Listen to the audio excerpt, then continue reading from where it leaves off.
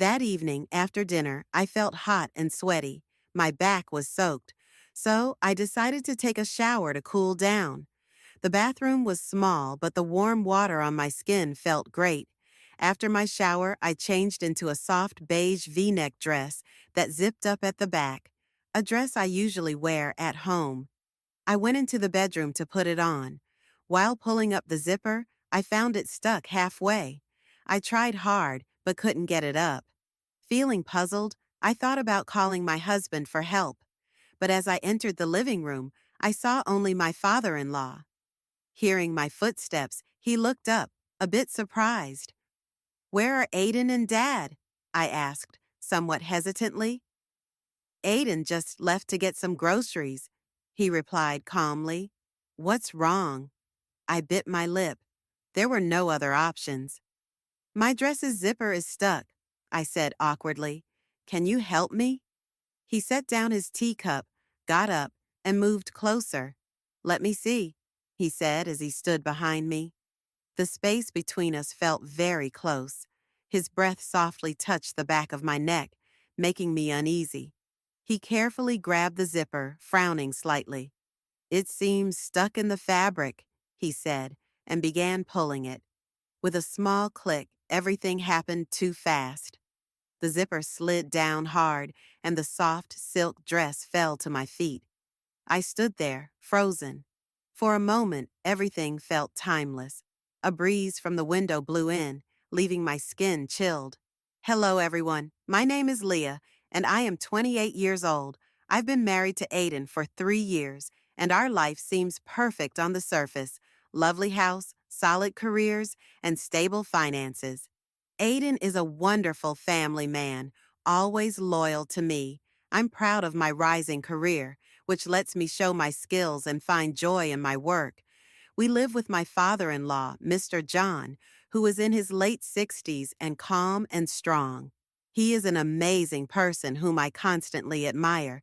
He serves not only as a father figure, but also as a mediator when Aiden and I argue.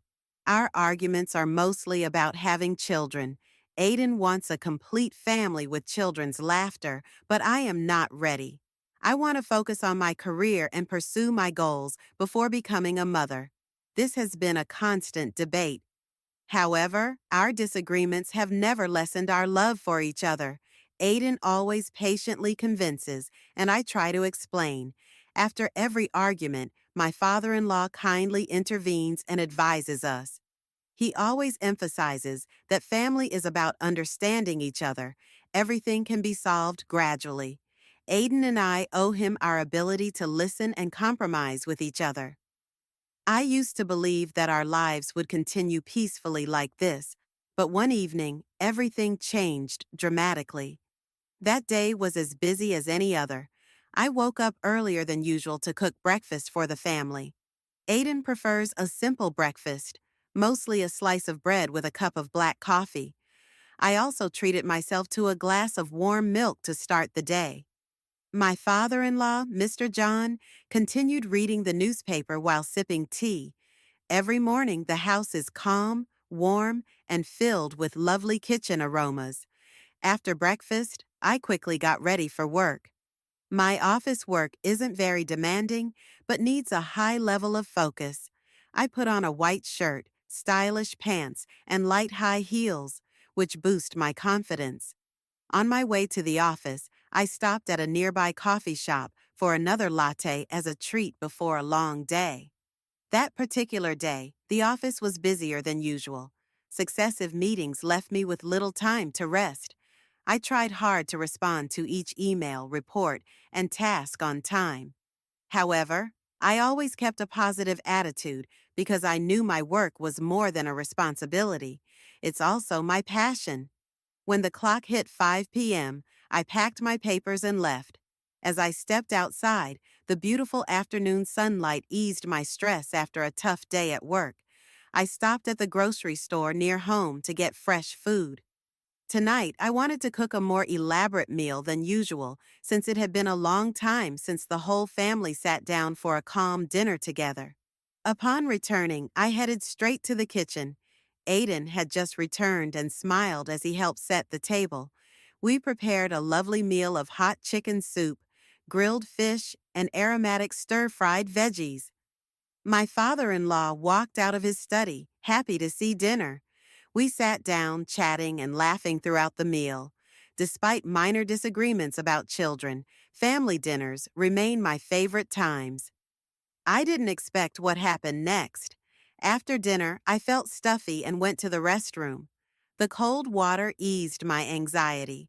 After showering, I changed into my favorite cream-colored silk dress with a back zipper. Standing in front of the mirror, I realized the zipper was stuck midway. I struggled but couldn't zip it up.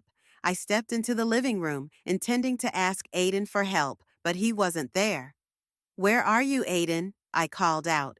There was no response.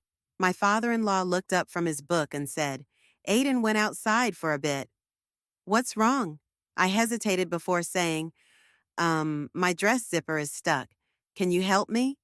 He set down his book and came closer. "Let me see," he said, his gaze calm as usual. I bent my head slightly to give him better access to the zipper. His strong fingers touched the zipper.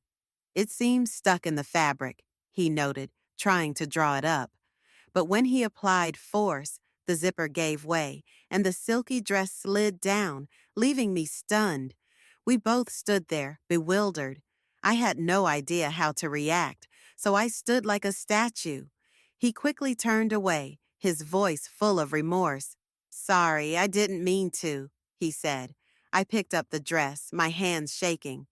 "Dad, it's okay," I mumbled, pulling the dress over me again. "It's just that the zipper is loose." I didn't dare look up.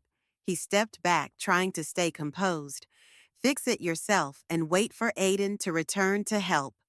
He turned around and left, leaving me alone in the room. The atmosphere felt tense and uncomfortable. My heart raced, and I felt humiliated and confused. I couldn't focus on anything that evening. Mr. John's sorry expression kept replaying in my mind, making me feel heavier. I had no idea what he was thinking, which made me even more worried. Aiden came home late, not realizing what had happened. He smiled and talked cheerfully, unaware of my turmoil. I tried to act normal, but I felt confused. In the days following, I noticed Mr. John acting differently. He no longer talked to me the same way and avoided eye contact. This made me anxious, but I didn't know how to start a conversation to ease the tension. Sometimes I caught him looking at me, his eyes searching for something. In those moments, I quickly looked away, trying to stay calm despite the turmoil inside. Not knowing what he was thinking made me even more worried. I convinced myself that everything would pass and time would heal the unseen cracks. But I was wrong. That morning, I was exhausted, with a sore throat and racing thoughts. After checking my temperature, I realized I had a mild fever. Aiden had left for work early. I decided to take the day off to rest.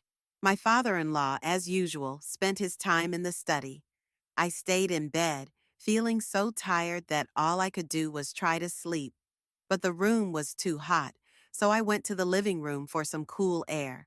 Dressed in simple pajamas, my hair loose, and looking pale from illness, I noticed Mr. John seated in a chair, staring at his phone screen.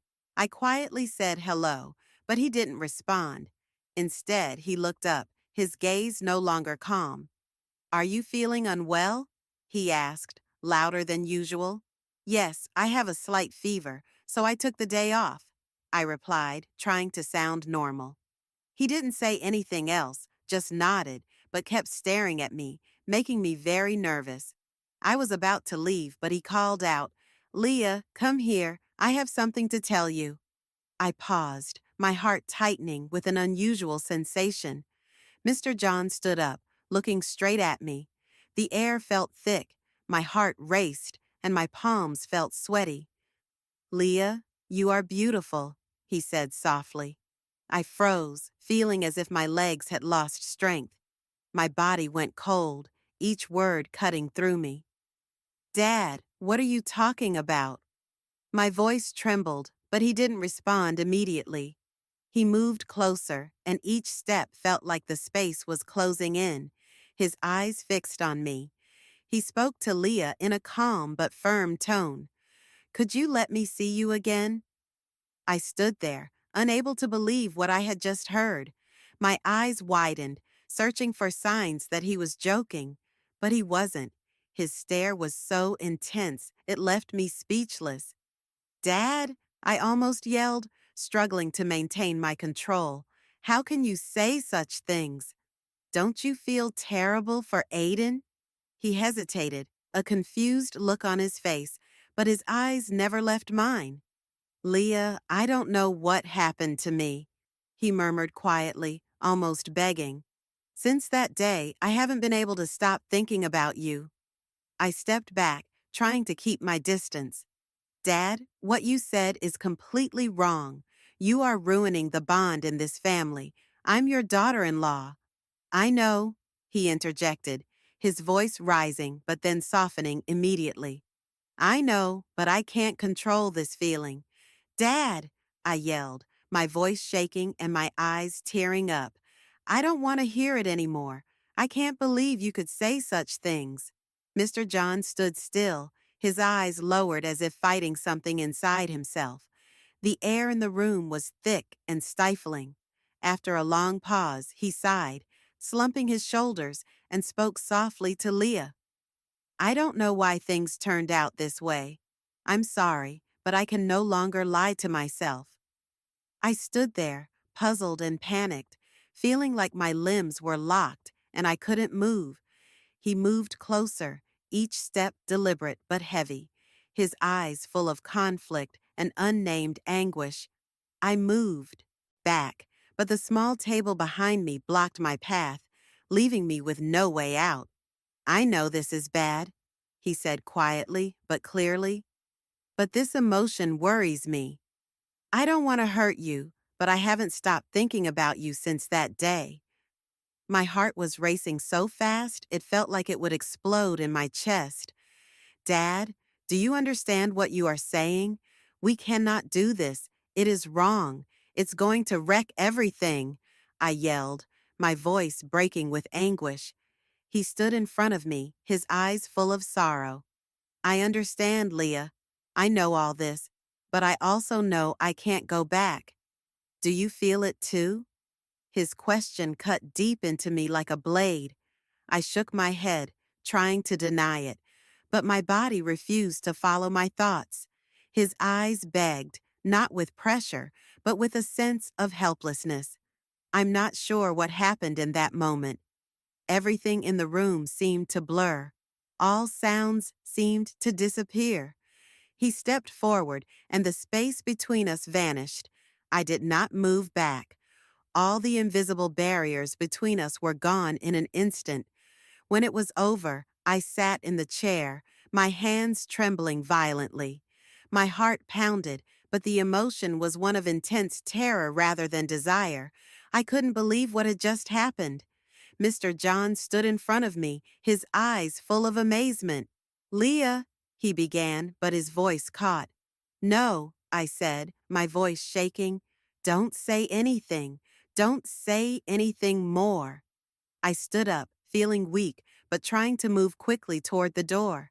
My hand reached the doorknob as he spoke again, his voice filled with sorrow. "Leah, I'm sorry. I'm very sorry." I didn't look back. I silently left the room, tears streaming down my cheeks, overwhelmed with remorse and despair. I didn't know how to face myself, Aiden, or John after what had just happened. That night, I lay in bed, unable to sleep. Memories, feelings, and words invaded my mind. I wondered how things had gone this far. How do we face reality from here? I had no answers, and maybe neither did John. In the days that followed, I was in constant pain. The idea of telling Aiden everything kept coming to my mind, but every time I thought about it, I felt powerless. I knew if Aiden found out, his relationship with my father-in-law would never be the same again. That special bond between them would be shattered forever. I tried to keep everything inside, hiding my grief and shame, but it just made me feel more trapped. I realized the only thing I could do was leave. Leaving would prevent things from getting worse and save this family from falling apart. I started making plans but tried to act as if everything was normal. I didn't want Aiden to notice anything was wrong until I felt strong enough to say what I wanted. Every day I made breakfast, cleaned the house, and smiled as if everything was okay. But deep down, I'd made my decision. One evening, after dinner, I waited a chance to talk. Aiden, I whispered gently, trying to keep my voice calm, I have something to tell you. Aiden looked at me, his eyes full of anxiety. What's wrong? Is something wrong? I took a deep breath, trying to calm myself. I think we should move out. We could start fresh somewhere else. I believe it would be good for both of us. Aiden paused, his brow furrowing. Why would you suddenly want to do that? We've been doing fine here. Is something wrong? I shook my head and tried to smile reassuringly. Nothing. It's just, I wanted us to have some space, and I think it's time to leave. Aiden put his hand on my shoulder. Leah, I know something is wrong. You don't need to hide it from me. Tell me what's wrong. Before I could answer, John came down the stairs. He had heard the entire conversation. Leah is right, John said quietly but firmly. Aiden, I think you two should move out. You and Leah need some space to build your lives. I don't want to keep you two here forever. Aiden looked at him, his eyes wide with surprise. But Dad, I don't want to leave you. I think we can still be happy here together. Mr. John smiled and put a hand on Aiden's shoulder. You don't need to worry about me. I'm fine. You and Leah should decide what's best for your future. Aiden remained silent for a long time, his expression slowly relaxing. Eventually, he nodded. If you say so, Dad, I'll agree, but I will visit you often. I didn't say anything, but lowered my head, feeling both sad and relieved. I understood why Mr. John supported me. This was his way of making amends and keeping the family from breaking apart. When night came, I stood in my room, staring out the window with a hollow feeling. I knew leaving was the right choice, but the sorrow and guilt would follow me wherever I went. My story taught me an important lesson. Every mistake starts with a small boundary crossed. Sometimes a brief moment of carelessness can have unexpected consequences. None of us are perfect, but it's important to recognize and fix our mistakes. Always. Always value the relationships you have, especially with your family. Family is more than just a refuge, it's also a responsibility to protect. One bad decision can destroy everything we've built over the years. So stay vigilant, know your limits, and don't let your emotions control you. For people in a similar situation, my advice is to choose the action that does the least harm to everyone. Leaving isn't always an escape. It can be the best way to protect those you care about. Learn to let go because it frees you and allows you to keep the good values you want to protect. I left that place carrying both pain and important lessons. Life is a long journey, and I promised myself that I would never make such mistakes again. My story ends here. What happened taught me the most valuable lesson of my life, the importance of family and responsibility. Thank you for listening, and I hope my story helps you avoid similar mistakes.